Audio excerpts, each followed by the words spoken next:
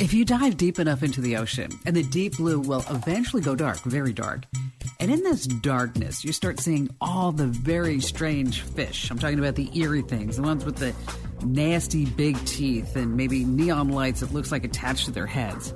On the internet, it's kind of the same story. At the surface, we're all used to the familiar things like Amazon and Facebook, Google, YouTube, and Commando.com. But if you dive past all of those into the deep web, well, the internet gets dark too. While crime is notoriously committed in the dark alleyways, the dark web provides an anonymous dark alleyway. And on the dark web, you have marketplaces like Amazon selling things like how to be your very own ransomware criminal. You can get a kit to send phishing emails to thousands or millions of people, or even post your own advertisement asking someone to hack someone you know, maybe get their bank account information or get into his or her email. And get this, there's even a rating system on the dark web. And if you really mess up on the dark web, there's a sort of court, like a judicial system, where you have to justify your reasons why you did or did not do something when you were committing a crime there. Joining us on this podcast is John Hammond. He's a top cybersecurity pro with Huntress. And we're going to learn more about the dark web and how he tracks criminals down, including getting one guy arrested in real life. So stay right where you are, because all of this and more starts in just a second after we hear from some of our partners in this podcast, because they help make these podcasts possible.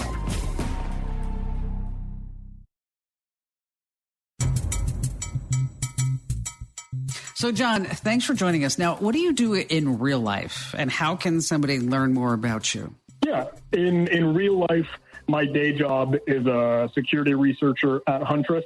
And Huntress provides a kind of software as a service agent that looks for a hacker's backdoor, that looks for persistent footholds and implants, and tries to find the smoking gun so we can rapidly notify an organization when a hacker is in the network. So, John, let's start at the top, because everybody's all worried about COVID-19, the pandemic. Yes, we've all been living the pandemic dream, as I like to say, and we're all super excited about maybe the potential of getting this vaccine sooner than later. We've got names like Pfizer, Moderna, and others that are involved.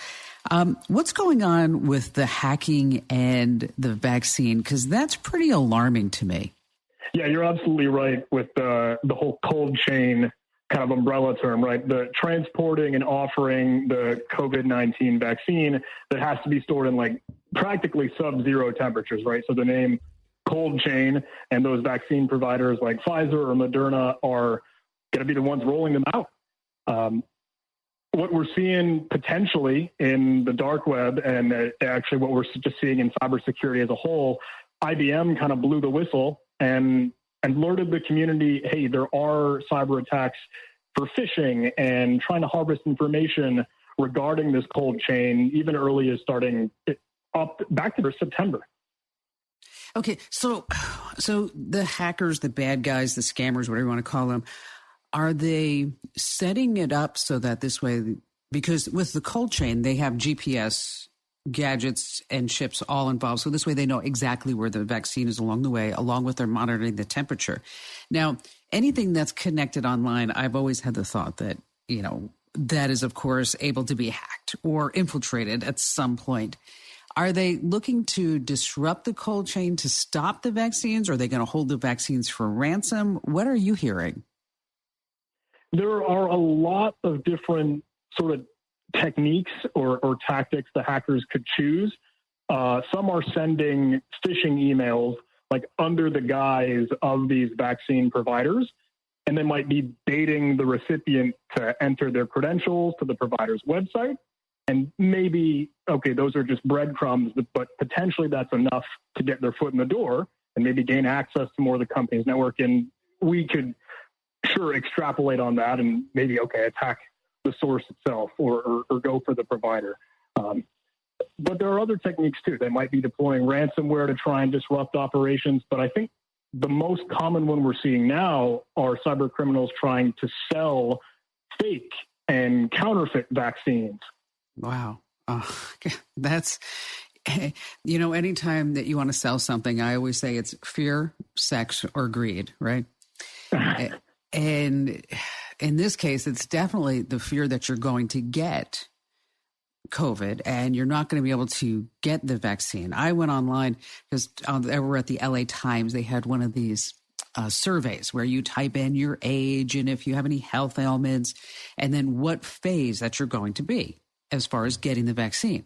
And so I type in all my stuff, John, and it comes back and I was so bummed. It was like womp womp because I'm not able to get the vaccine, they say, until like the third wave of people, because first you have, of course, the first responders, and then you have some military, and then you have the elderly, and then you have people with health conditions. And I guess I should be happy that I don't have a health condition. But at the same time, I was like, wait, what's going on here? Why does it take so long? So it seems like with that type of information out there, that people would be likely to fall for a phishing scam offering a fake vaccine, right? Oh, absolutely. Yeah, hackers have and always will and continue to capitalize on chaos, right? If there's any sort of doubt or uncertainty or fear, anything that can, I don't know, tug at the heartstrings is not the right word, but spur some sort of urgency in a potential victim, right? Someone they're targeting. Hey, if they're selling this, so to speak, COVID-19 vaccine for $250 or $750, well, hey, maybe that's quite a deal. Let's go for that. And if they promise this, I don't know, stealthy and safe delivery, hey, what a bargain. Yeah, and that's the deal with phishing scams. I mean, it used to be years ago, we all joke about the Nigerian princes, right? But it used to be years ago that if you got an email, it would be like, "Dear person, we got vaccine for you. Just click here and give us credit card number." And it was broken English. It was bad grammar. The links didn't work. The logos were bad.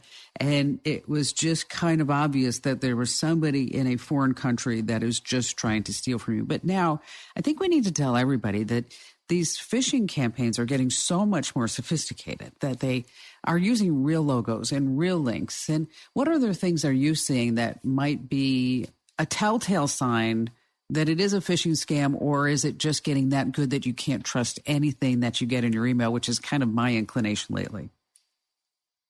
Yeah, unfortunately, I tend to side with you that, well, you can't really trust anything these days. You're absolutely right, and that the phishing emails and all these campaigns are getting more and more sophisticated. We're seeing attackers kind of take advantage of other potential vulnerabilities. So even on an external website or something that might be trusted, because we're all trained, as you said, like, oh, look for the bad spelling, look for the bad grammar, hover over the link to make sure it's HTTPS with the secure notice and all that. But if they happen to compromise a secure web page, and we saw that even with an open redirect vulnerability with Human Health Services some time ago, phishing emails would take advantage of that, and it would look legitimate. Secure connection, a .gov domain, it all looked legit, but, well, it's still driving the user to wherever the hackers really want them to be. You just mentioned something that I'd like you to delve a little bit deeper in. It's that whole redirect. Explain for our listeners how that works and how they can be taken by that. Sure. Typically, when you log in to a website or you're logging into your Amazon, you're logging into Facebook, whatever you might kind of consider in your head. Once you log in, you'll redirect to the home page, right? The way that is done in the technology, in the software, in the code, maybe potentially there are some flaws and bugs and gimmicks in that. And the end user or the attacker, kind of playing pretend as the adversary, they could take advantage of that and redirect you somewhere else. So that redirect vulnerability could potentially be a flaw, taking advantage of something as simple as logging in or even just entering your credentials. Yeah, you gotta be just so careful. So as we move towards 2021, and we're going to get more into this in just a sec, what are some things that you saw in 2020 as a security researcher that just astounded you, that you sat back and said, wow, Now that's something, because, so often you and I, we get jaded or we see something and it's like, oh, well, that happened again. But there were things that stand out. Like last week, I don't know if you saw this. It doesn't have anything to do with the dark web. But did you see the Boston Dynamics robots dancing? Oh, I did. Okay. Now, wasn't that... The jump that he did was incredible. Yeah, the fact that he could do a 360, and we say he, like it's a person. Okay. Okay. But that was phenomenal. I actually watched that video, I don't know, probably at least 5 times, and just stopping it and going back and saying, wow, this is truly a breakthrough. This is something that nobody could have predicted 5 years ago. If we look at the security field, say over the last 12 to 18 months, is there anything that happened in your industry where you sat back and went, okay, this is something that's different? Yeah, absolutely. We tend to sort of trawl and lurk in the dark web, listen in, kind of keep our ears to the ground. And we have a few good stories that I'd be happy to share. Probably our spotlight and flagship one is a story of this hacker handle Wozniak, and it's with a 0 for the O, so it looks all cool and cyber-like. Wozniak had posted on Torum, or one of the dark web forums, and he explained, or this individual had said, like, I'm selling access to a managed service provider business, or I'm selling accessibility and access to a company. Define what an MSP is for everybody. Sure. So an MSP, or a managed service provider, is sort of essentially an outsourced IT company. So say you're a small business, you're a mom and pop shop, and you have a business to run. You have other priorities. So dealing with email and websites and technology and files and backups are all things you don't want to have to deal with. So you'll work with or contract out to a managed service provider or an MSP, and they'll provide those services for you. And the MSP, when you have one of those, because we had one once when we were just growing, the managed service provider, they have access to everything. The whole idea is that as a small business, that you don't have to incur the cost of having a help desk, an IT person, a networking person, a server administration, because it does get really costly. And if you can have somebody just remote in and do everything, it's like, wow, this is really great. As it turns out, it didn't work well for us. And when we come right back from this quick break, we're going to talk to John more about what happened with this MSP, and maybe there are some red flags that we all need to look out for. So stay right where you are. Welcome back. We're talking to John Hammond about security and things that are happening right now on the dark web. Before we went to the break, we were talking about MSPs. These are managed service providers. These are companies that, if you're a small to even medium-sized business and you don't have to hire an IT, a help desk, a server administration, a database person, and the list goes on, is that basically you just contract with an MSP, and then anytime you need help, whether it's a printer, they'll deliver a printer within 30 minutes or so, and you could have them sign a contract that they're accessible 24/7. And when we were starting out, we couldn't afford an IT person. We kind of contracted with an MSP. It didn't quite work out for us, but it does work out for a lot of other companies, I think. So, John, you were talking about Wozniak, which is not like Woz from Apple, right? This is a person on the dark web. So what happened? So Wozniak makes this post and claims that they are selling access to a managed service provider, an MSP. They say it's located in Eastern United States. I'm asking for $600 in Bitcoin, right, cryptocurrency, and they're willing to provide screenshots and photos as proof. Like, hey, you can message me, Wozniak, on Wickr or Jabber or whatever if you're interested. And we thought, like, this is crazy. Like, this is really a business. They're laying out terms. They're establishing a price, contact information, trying to build trust and evidence with the photos. We would watch other hackers kind of try and make a bid, like start to respond and hopefully get something going. And it was incredible to see Wozniak respond, because they would say, hey, thanks for the offer, but I'm looking for a partner who wants a more long-term business relationship. I want to make money. Wow. Okay. So rather than just buying this as a one-off. They're like, okay, so if you could do this, what else can we do? And if you need some backing, almost kind of like a Shark Tank. What? Yeah, so we kind of devised a plan. We're the good guys, right?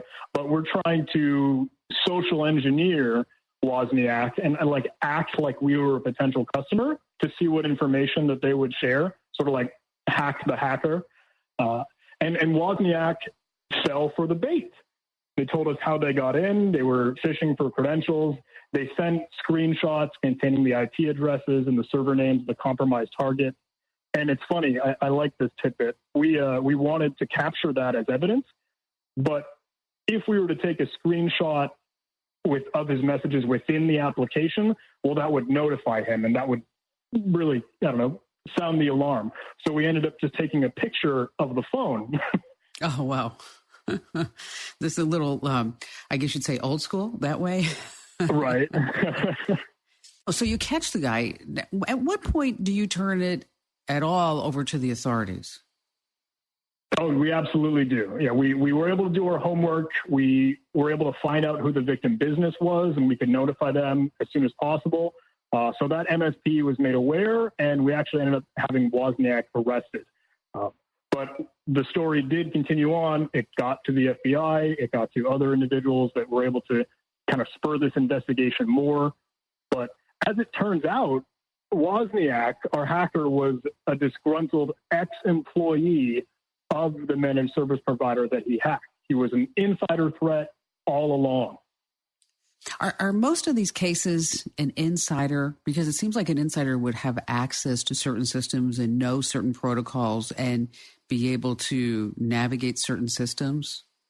It's hard to say, admittedly. Certainly, yes, if you have individuals that just have the keys to the kingdom, they have all the access, they're the administrator. Well, we should probably be careful if we end up getting him angry or firing that individual, who knows? So we kind of come to the conversation of least privilege and access controls to make sure there are processes in place and not everyone has all the power, not one person individually. Yeah, see, that is always still concerning when you start looking, especially at small businesses where there is just one person. And I'll tell you, over the years when we were smaller, we had that one person and there was a fist fight in the server room, which was just like a whole nother story. I sat there and went, wow, I feel so vulnerable that somebody could have access to just about everything. But let's go back to the dark web for just a second. You see these dark web advertisements. How much does it cost if I go on the dark web right now and if I want to buy like a phishing campaign? And because I suddenly decided that this year I'm going to go rogue, instead of being the digital goddess, I'm going to be the digital criminal. Is this stuff just out there just for sale? And how much does it cost? Oh, absolutely. One hacker that we had seen, his handle was Salsa20, so that's a good laugh. They offered a fake Office 365 login page. So to be used in a phishing email, right, it will log or capture the entered username and password. And that was for the right price of $150. Wow. That's it? It's funny. Salsa would bump his post, so it would kind of display first at the top of the list of offerings. And he would even offer a price discount. He took off $50 at one point. And then a day later, he said, oh, the discount's no longer valid. But we thought that was clever, like a limited time discount only. That's a good sales tactic. It's like I need a promo code for the dark web, please. Save 15 today only. What about these help wanted ads that are on the dark web? Oh, absolutely. So hackers come with different skill sets and specialties, right? They may not be all the way at the top of the competency chain. So some folks might ask for services. They'll post their own help wanted sign looking for someone who could phish and spam and hack these other individuals or a company or whatever.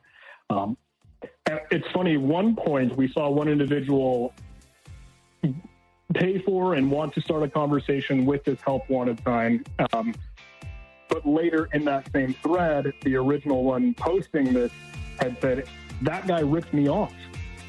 He paid the consultant like $420 and he never got back from me. He never got the service done. So there's no honor among thieves. That's like having a Yelp review. Okay, it's bad. Right? Do not do that. Do not go down this path. Don't trust this person. Wow, don't trust this person on the dark web. When we come back, we're going to talk more about these dark web advertisements and what's really happening with this underground judicial system. It's just fascinating stuff, so stay right where you are. We just need to say a quick thank you to our partners in this podcast who help make it possible.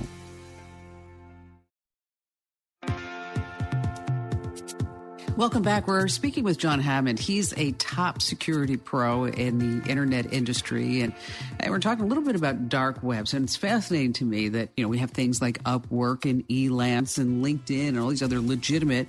Now, if we go on the other side, we go to the dark web, is that we have kind of almost the same recruitment efforts that are happening there. What is the strangest thing that you've seen in the dark web advertisements? It's funny when hackers will post their own help wanted sign and they're looking for kind of a hitman, right? They're looking for someone who can go hack some company or some CEO, whatever the case may be. And those are always pretty spooky and scary. At one point, we found that individual or one that had posted a help wanted sign. They had corresponded with some individual who said they were going to provide the services. They said they would get the job done. So they paid them $420 or whatever in Bitcoin. And then sometime later, they shared a screenshot in the conversation and in that thread and saying, hey, this guy ripped me off. He never actually got the job done. And apparently inside the dark web, you can raise an issue or like file a complaint in the people's court, a strange kind of judicial system where an individual might feel like they've been deceived or dethroned and they can start a case and wait for a verdict. So that's really strange to me. So is it like an online jury? I'd have to think so. I'd have to think there are some administrators or moderators that in a weird way keep the peace of all the evil. I don't know. Boy, that is something. That is, it's something that you don't even really think about. Like, okay, so like we have the law of the land on the real web and in real life. And now suddenly when we go into the dark web, we have our own judicial system that is just really nutso. So give us some takeaways. I mean, hacking, phishing, the bad stuff that happens, it's the new normal. What are some things that we need to be on the lookout for? Yeah, I would go back to what this all boils down to, that hackers will absolutely take advantage of and capitalize on the latest fad that hits close to home, right? The COVID-19 pandemic, the vaccine, elections, taxes, that sort of stuff cuts close to the bone, but that's what they'll use to kind of strike fear or create this sense of urgency and get an innocent user to click on something that they shouldn't, or to kind of let their guard down for just a moment. Inside the dark web, cyber criminals are seeing that and making that into an enterprise. They're buying and selling private information. They're offering exploits and vulnerabilities and hacker for hire services. And we should bring up a point, John, that if you're listening to this and you're thinking, wow, you know what, my ex is just a jerk. I want to go on the dark web and make his or her life total chaos. Not a good idea. Something that you don't want to do. You don't want to go to the dark web. And of course, there are instructions all over the internet and YouTube videos on how to do that. We actually put it up on Komando.com because people were asking it so much, and I wanted to tell them how to do it with enough warning that this way they might kind of almost be protected. But you don't want to go to the dark web. John, I have always had a question. Because all this is happening, why can't we just shut it all down? Yeah, it's an interesting stance. On your point, right, you should not go to the dark web when you're working with hackers and cyber criminals. It can get personal very easily, and that's not a good thing to kind of get in the middle of. But why can't we shut down the dark web? Well, there are a couple reasons. For one thing, it is part of the internet, right? So it's decentralized. There's no real source to it. They use the Onion router and purposefully so, right? And there are a lot of other different avenues for doing that at the technical level. But the better question, I think, we come to think of, like, do we want to shut it down? So I come from like a military somewhat background, and our intelligence communities, right? If we take the stance of, hey, we have a good source here. We have a prime candidate for information and logistics and things that we can track and monitor. Do we really want to burn that source? Yeah, I mean, we want to keep it up and going so that this way we can learn from it and we can track things and we know exactly what's coming down. But there's no doubt that the dark web is here to stay. And if you have any older family members that are not, well, you know what I'm saying, not so savvy, just want to do what I do. I tell my mom, listen, if you ever get anything that looks like something that you might want to click on, whether it's from America Online saying that you need a new password, or it's from Fidelity saying that your account has been compromised, or it's from Progressive Insurance claiming that your account is about to expire and they're going to cancel the insurance on your car unless you click right here, right now. And especially if they're getting text messages or if they're getting phone calls, that they really need to be careful. And you can be that person in their family. I mean, you can be the one that they send all this stuff to, because as you all know, it's not going to get any better, right, John? No, unfortunately, I don't think so. It's only going to get worse, because now we've got other things we haven't even talked about. We'll save this for a whole nother time. We're talking about deep fakes. Oh my gosh, deep fake videos, deep fake audio. That has me really frightened. Yeah, when we were discussing your thoughts on the phishing emails and the lookout for all those spelling errors and grammar mistakes, part of me, I'm not completely drinking the Kool-Aid yet on the whole artificial intelligence and machine learning. But if you kind of put your head in that thought exercise, like, well, what if that's used for evil? What if we have computers write realistic, almost completely identical to what a human would create phishing emails? Well, that's a peculiar use case for it. So I know that PewDiePie is like really big on YouTube, and you are too. So how can they watch some videos? How can people check you out on YouTube? Yeah, if you want to check out my personal stuff, it's my name, John Hammond, on YouTube. I think we're at 150,000 or so subscribers, so it's fun. It's a good passion. That's awesome. That's great. Well, congratulations on that. I think it's like, last number I saw was like 0.0001% of all YouTube channels have anything over 50,000 subscribers. So, oh, wow. So you're up there and you're growing, and pretty soon you'll be, well, I guess the biggest YouTube star, he's 9 now, is the kid who does the unboxing videos. I think he made, oh, wow. Yeah, he made $28 million in 2020. Holy cow. I love it a lot.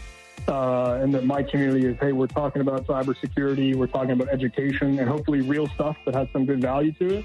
I know PewDiePie's killing it, but he, video games and jokes and memes. So I'm pleased, hopefully, that I can offer some good education. Exactly. And if this doesn't work, we'll both get into unboxing toys. Thank you so much. Happy New Year. Well, thank you so much for listening to Tech You Should Know with Kim Komando. Don't forget to subscribe if you haven't already. Then you automatically get these podcasts delivered to your device. And thanks for listening. We'll see you next time.